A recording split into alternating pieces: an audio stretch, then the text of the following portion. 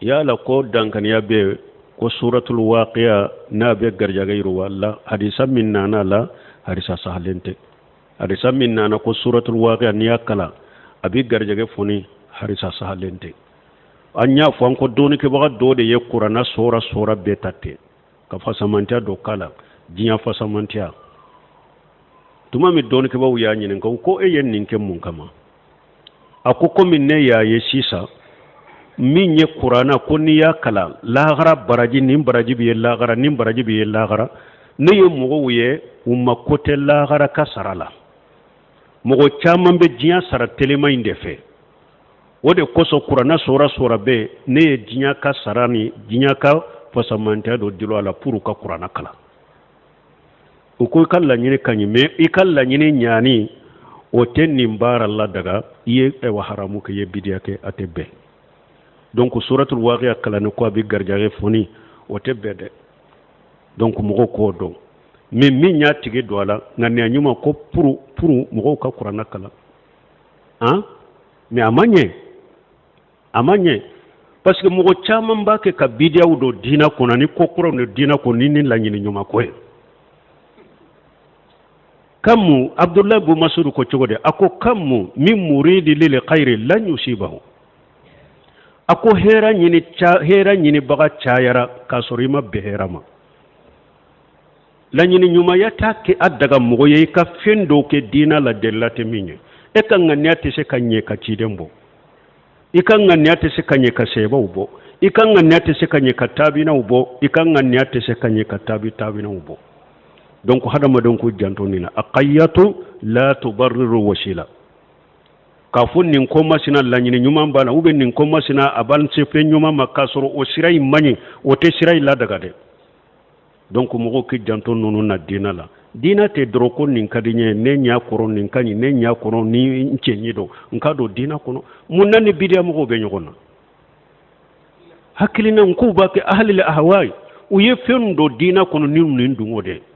munun bu dambe kata sunna fana mana fana kera o chokoladu koko ni nyuma de benni na koko ni ko kanye abake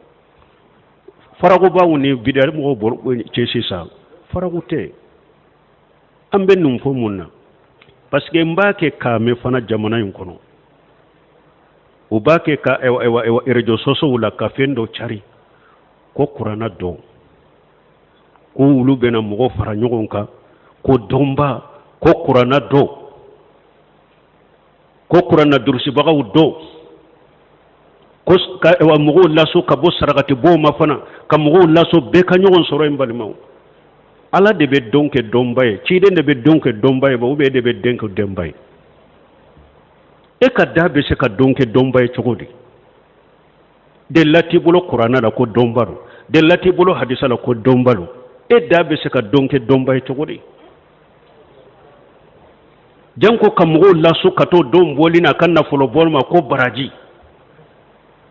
ede be baraji sabati fenala ma baraji sabati minna cide ma baraji sabati minna nko nonu ni tawqifiya de ambe minfo ate ka fo doni ke bagaw de do ka fo bu dambe kata sunna mote de nin ko sugu fule de bidaw de do dina ko nani ko pro et puis abe politique ko abe politique ni hakilina woro de bu ko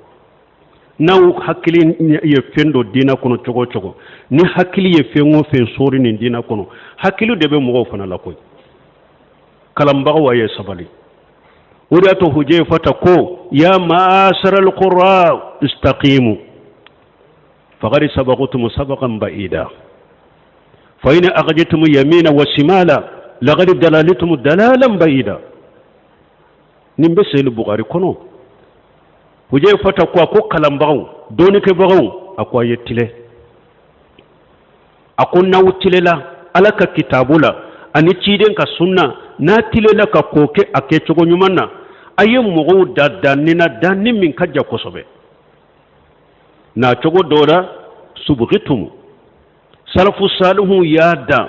kan ni sunna ko dalin dambela ayetuguluko akom me faina gajitum yamina wa shimala min ni awtara kini atara numa lagari dalalitum dalalan baida ako aw filila wala de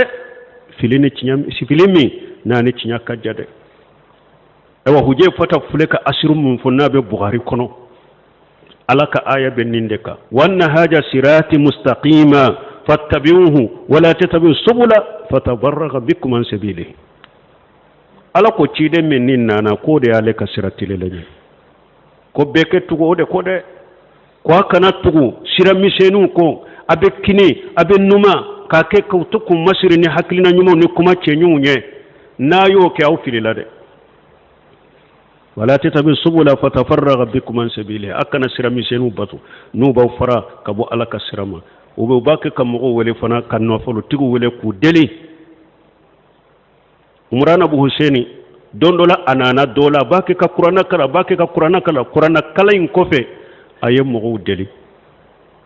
umrana bu husaini ko ako inna lillahi wa inna ilayhi raji'un ako iqra'u al-qur'an wa shalallahu bihi qabla an yati qaumu yaqra'una al-qur'an wa yashaluna bihi an-nas arwahu ahmad wa sahu shaykh albani umrana ibn husayn ko akwaye qur'ana kala aka ala delinaye sani mugo kana nube qur'ana kala nube mugo delinaye